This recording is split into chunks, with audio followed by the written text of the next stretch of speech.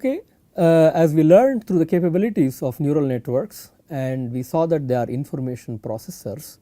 So, let us look into the details of these neural networks, right. One of the most basic unit of a neural network is a neuron, and we should start with models for these neurons, or they are also called processing elements, and then with this basic object we start building a collection of neurons, and then we endow it with certain features and we say this is a network. Okay. So, let us get started with this. A neuron is an information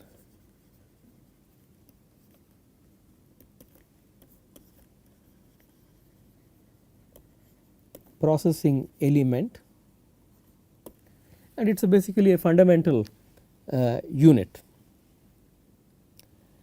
Now, what is it capable of? So, we have to describe it in a little more precise way. So, we have these external inputs,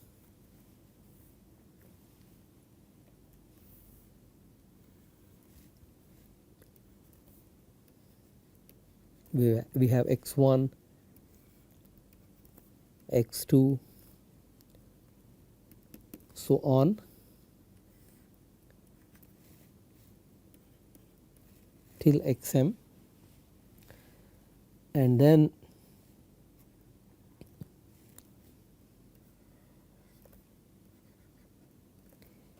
we have weights connecting these inputs. So, I call them WK1. So, this is the kth neuron and the signal x1 is connected to the kth neuron. So, similarly this is WK2,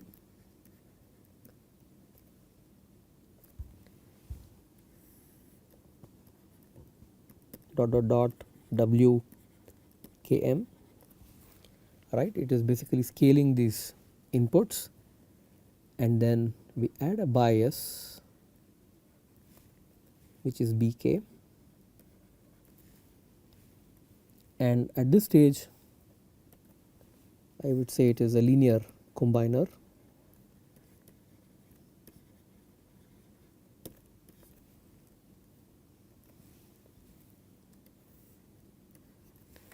This gives us a signal which is Vk, and this goes through an activation function. I will talk about this in a short while, what this activation function is, and then I have an output. I call this Yk.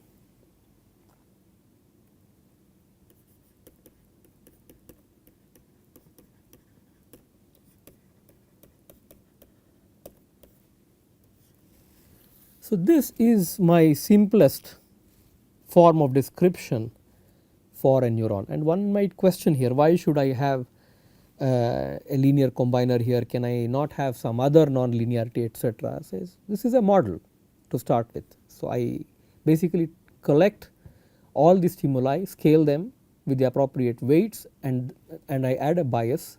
This is where I can adjust the firing of this neuron, I can control this bias, and this linear signal that I have, I pass it through an activation function which is non-linear typically, and then I have an output response, right. This is sort of an abstract model for a neuron, right, and this has some biological plausibility. For example, these points here, right, you can think of them as synapses which are connecting links from the kth neuron to the signal xj at your at the input of the synapse. So, there is some motivation to that, but in biology we do not know exactly what is happening, because we need models to describe them and we want to abstract them as closely or as better as possible through these mathematical models.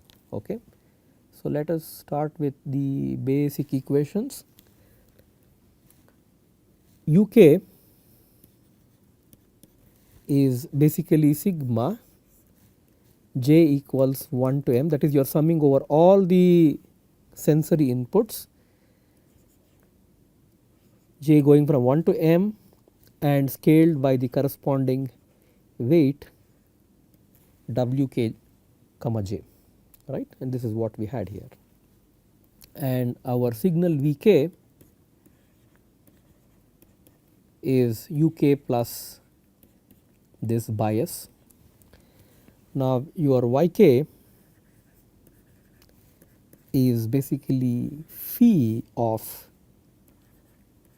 uk plus bk, which is basically phi of vk that we just described.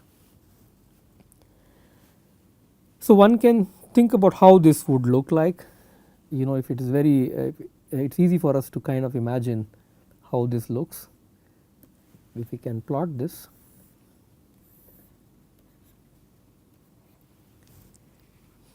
so this is UK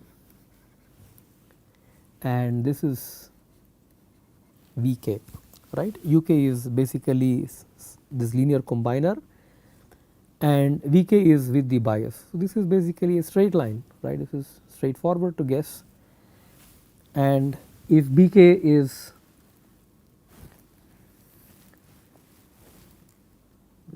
this line has to be,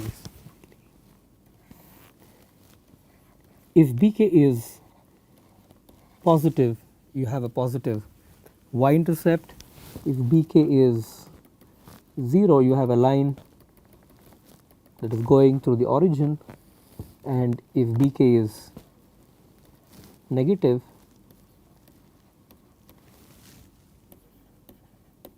you have a y intercept which is negative, right. This is basically an affine map.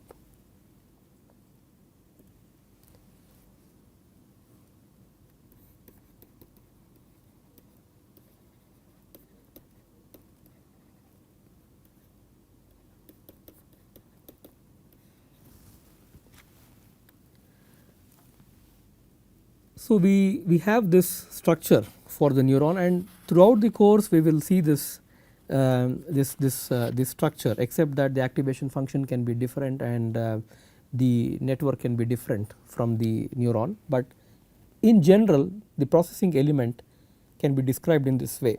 So you can kind of interpret this bias here as having an input which is all 1, which is essentially a 1, and then you scale it with this bk and then you feed this to the linear combiner, right. That is how you can interpret this bias term. Now let us get into the types of activation functions.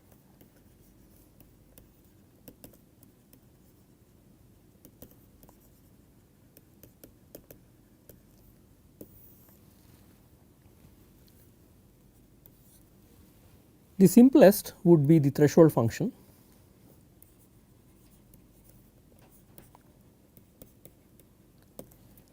and this is also the McCulloch-Pitts model. So this is described by a simple Heaviside function phi of v. So v is our local induced field, and phi of v is basically 1 if v is greater than or equal to 0 and it is 0 else. And yk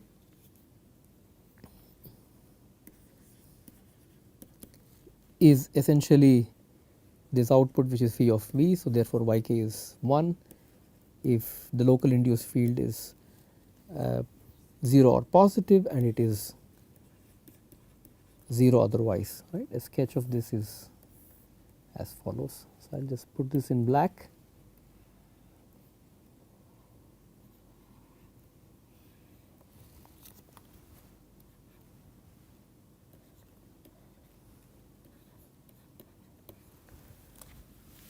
So this is a very simple activation function, right, and we can think about how we form our decisions, right. So if I have, it's raining, it's very badly raining, I'm sure I will not step out of the house, it's very badly raining, and I know it is not raining, I move out of the house, I can go out, right. And so it's a 1 or a 0 decision. So these decisions we form, right, and even in the brain there is enough evidence where we make a clear yes, clear no when we take decisions, and this is the motivation to having these Heaviside functions. So this is the hard limiter. So one may also have a function which is not a hard limiter, and this would be the sigmoid, for example.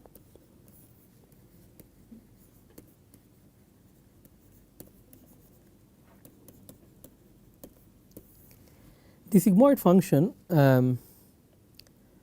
is given by phi of v, which is equal to 1 upon 1 plus exponential a times v, and is also called the logistic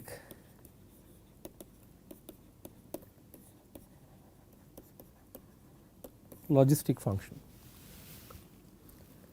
So if you just investigate how this function looks, I mean you can plot the sketch. Exponential of minus a v is an exponential decaying function if a is positive, and you add one bias and you take the inverse of it, and you can think about how to sketch this. I would leave this as an exercise to plot this sigmoid function.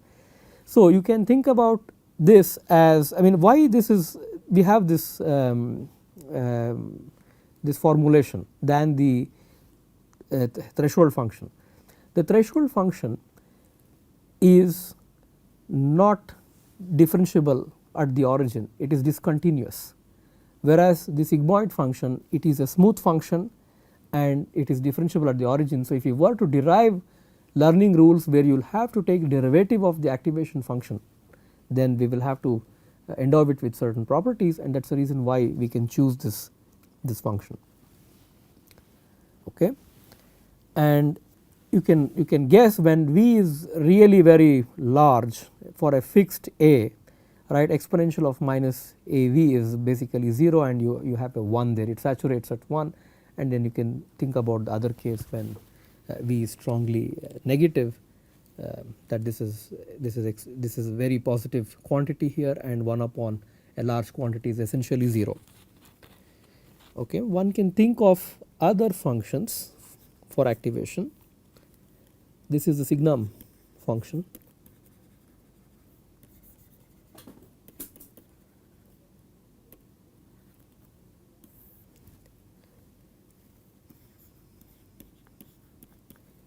This sine function is as follows, is 1 when v is positive, 0 when v equals 0 because 0 does not have a sign, minus 1 when v is negative. So this is another form of activation, but this is still like a hard function, like the way we had the Heaviside function. This is still a hard function, except that it is plus 1 and a minus 1, is not a 1 and a 0, right. The sigmoid is a more smooth function.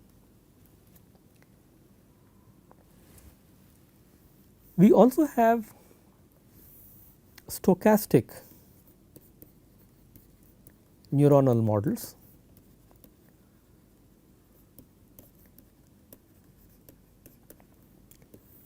So when I describe the stochastic neuronal model, we will try to link this to the other models that we just described. The motivation to stochastic neuronal models stem from the stochastic resonance effect in neurobiology. So what is this stochastic resonance effect? So you can have noisy neurons and still you can have intelligent information because you can cancel this noise in some way. So if you have faulty gates or faulty components, the inherent noise because of these faulty gates can cancel themselves and tend to provide noise immunity towards better error correction than what you can have without it.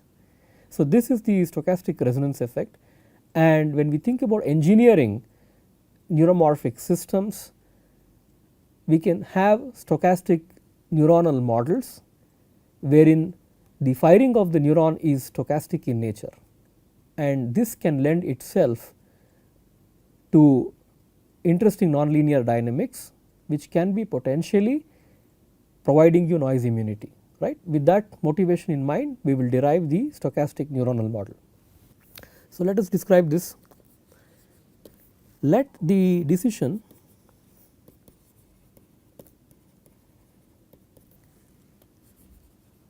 for a neuron to fire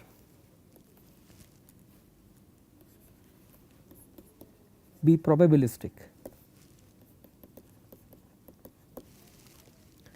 right. Let x be the state of the neuron, and this state of the neuron is +1 with a probability p, and it is 0 with a probability 1 minus p. This is like a Bernoulli process, right. So, I am in state plus I take this value, the state of the neuron is +1 with a probability p, and it is 0 otherwise, and this probability p is some function of the local induced field and a parameter t that controls the noise level and decides the uncertainty in firing, right. And this can be typically given as 1 upon 1 plus exponential minus v upon t, and when t heads to 0, this implies this is the noiseless case, and this leads us to the McCulloch-Pitts model, right. When t goes to 0, 1 upon 0 is infinity, this is strongly negative. So, this basically goes to 0. So, therefore, p becomes 1, that is, it is deterministic with probability 1, this takes a particular state which is 1 and it is 0 otherwise, right. This is like the deterministic McCulloch-Pitts model.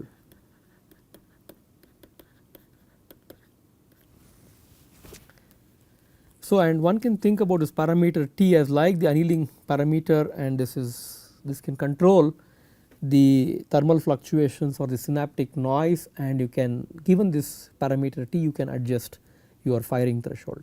Yeah, as I discussed earlier, the role of stochastic neuronal models is very important in engineering artificial systems that are noise immune, and this comes from the stochastic resonance effect that is seen in biological systems which are inherently immune to noise, right. And if you want to bring in and engineer systems and neuromorphic systems that are capable of exhibiting the stochastic resonance effect, then it would be useful for us to use the stochastic neuronal models.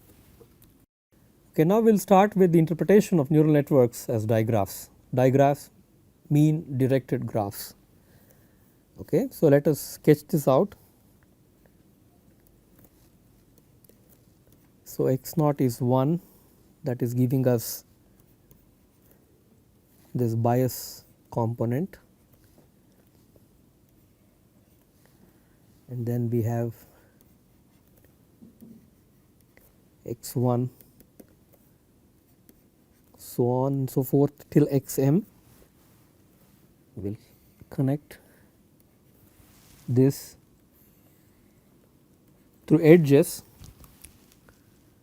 to the linear combiner,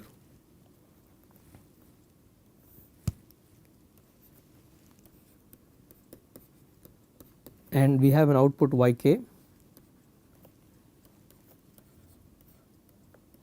through the activation function. So what is important here is to see that there are directed edges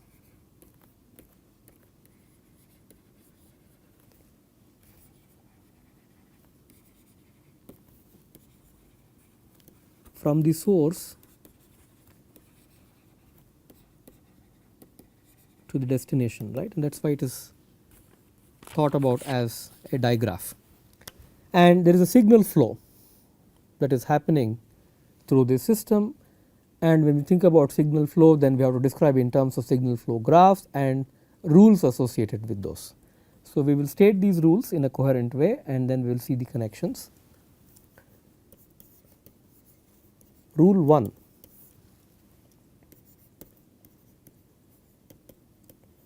a signal flows along a link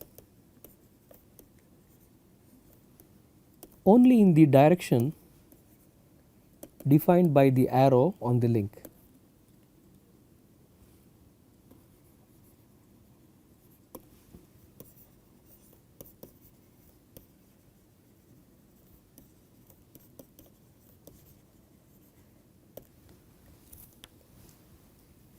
So we have synaptic links and we have activation links. So let us describe them carefully. Synaptic links, we have a node signal xj, and this is scaled by a synaptic weight wkj. I have used k comma j, so I'll put a comma here.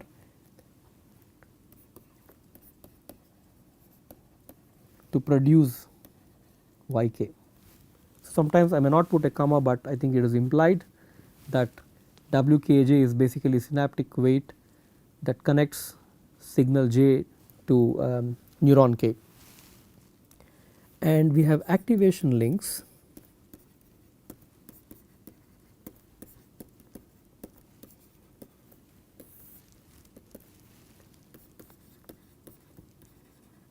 And the behavior of these activation links is governed by the activation function, by the nonlinear input output relationship. This is rule 1. We have rule 2.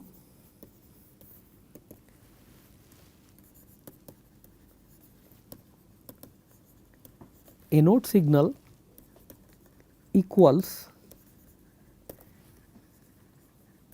the algebraic sum of all signals entering the node via incoming links.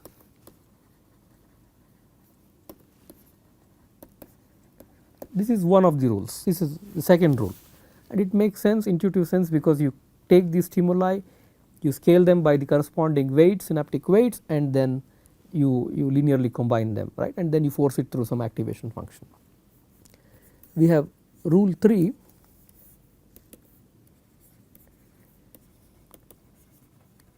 The signal at a node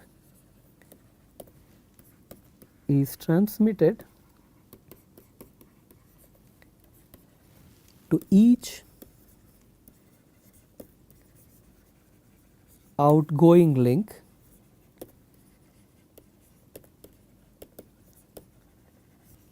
originating from that node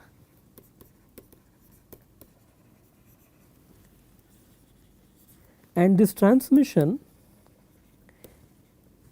is entirely independent of the transfer functions of the outgoing links, and that transmission is entirely independent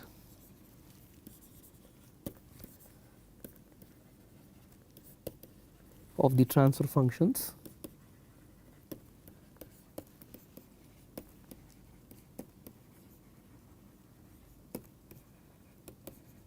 of the outgoing links. This is very important.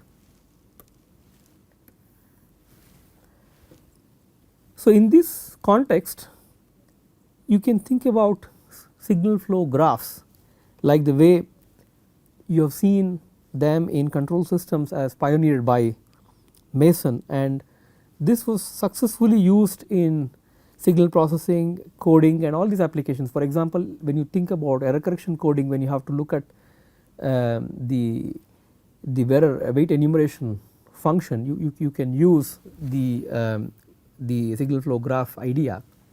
And similarly in control systems, if you want to simplify the transfer functions, you use signal flow graphs, and in a similar way we can think about it in the context of neural networks, except that we have some non-linearities here, and it is not like a transfer function that we think about in the traditional sense, but sort of mappings. But this idea of having representation through digraphs gives us a clear picture as to what the inputs are and how the signal is flowing and in which configuration, if there is feed forward, if there is feedback or there is no feedback, etc. Right. So, this is an important way to represent a network using directed graphs. So, with this we are ready to get into the idea of feedback and understand what the feedback mechanism is. We will stop here.